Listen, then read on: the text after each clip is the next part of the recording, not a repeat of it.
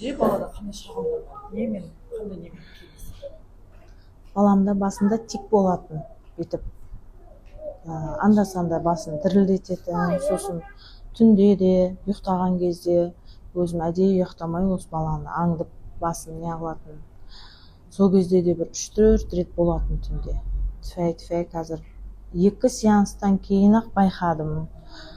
Кәдімгідей басының тикі тоқтады.